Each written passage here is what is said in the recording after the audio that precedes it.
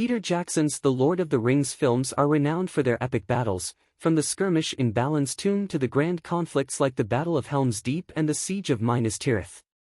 Yet, these films largely focus on the battles involving the main heroes, leaving out many critical aspects of the War of the Ring that were central to J.R.R. Tolkien's narrative. While the movies gave audiences a captivating view of Middle-earth, they missed portraying some of the deadliest and most widespread conflicts that occurred far from the heroes' journeys. In Tolkien's novels, especially in the appendices of The Return of the King, readers are introduced to a far-reaching war, where Sauron's influence stretched across multiple regions, causing destruction and death beyond Mordor, Gondor, and Rohan. These battles played a vital role in the War of the Ring and were part of a larger campaign waged by Sauron's forces. Unfortunately, the films do not capture this broader picture of Middle-earth under siege. Sauron's assault on familiar locations, Erebor and Dale.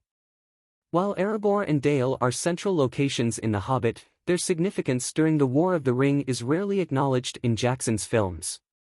In the appendices of The Return of the King, Tolkien provides details about the Battle of Dale, a major event that took place simultaneously with the Battle of Pelennor Fields.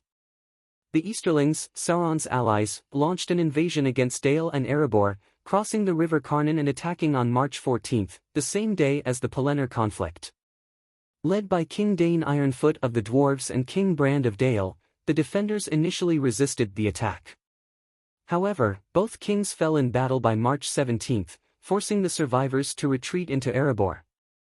Trapped beneath the lonely mountain, the dwarves and men were left with dwindling supplies, facing the possibility of being starved out by the Easterlings.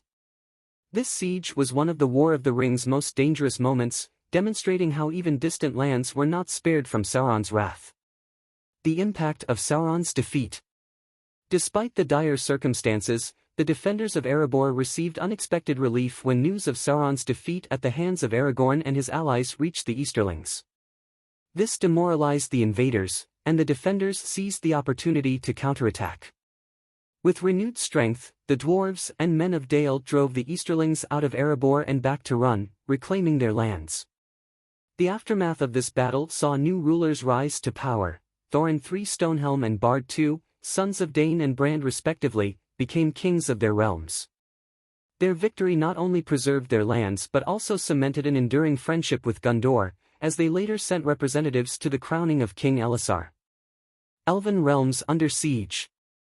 The Elven realms, often portrayed as peaceful sanctuaries in the films, were also under attack during the War of the Ring. Sauron's forces assaulted the Woodland Realm and Lothlorien in a series of devastating attacks.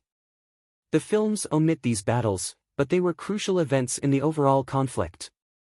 In March of the same year, Sauron's orcs launched their first assault on Lothlorien, hoping to distract the elves while he waged war on Gondor. Over the course of the war, Lothlorien endured 3 separate attacks, all of which were successfully repelled, largely thanks to Galadriel's power. At the same time, the Woodland Realm faced similar onslaughts from Dol Guldur, yet Thranduil's forces managed to hold their ground. These battles drained the strength of the elven armies, preventing them from aiding Gondor and Rohan in the final days of the war. While these conflicts seemed minor compared to the grand battles of Gondor and Rohan, they played a vital role in keeping Sauron's forces divided and occupied. Sauron's influence beyond the war. Sauron's evil extended far beyond the direct battles of the War of the Ring. Even before the war, his mere presence in Middle-earth stirred up conflict. In the Third Age, his influence provoked dragons in the north and brought Shelob's offspring to Mirkwood, causing widespread devastation in regions such as the Grey Mountains and the forests of Mirkwood. Even after Sauron's fall, remnants of evil still plagued Middle-earth. Saruman's takeover of the Shire, for instance, was another conflict sparked by Sauron's overarching influence. Though Frodo and his companions returned victorious from the war, they still had to fight to reclaim their homeland. The larger war that the films missed. In The Lord of the Rings, wars were never confined to just one front. Sauron's influence spread across Middle-earth, with battles raging in places far from Mordor.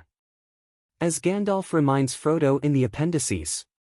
When you think of the great battle of the Pelennor, do not forget the battles in Dale and the valor of Durrance folk. Think of what might have been. Dragonfire and Savage Swords in Eriador, Night in Rivendell. The films beautifully captured the heroism of the Fellowship, but many other heroes, from the dwarves of Erebor to the elves of Lothlorien, also played pivotal roles in securing victory for Middle-earth. Without their efforts, the final victory over Sauron might never have been achieved.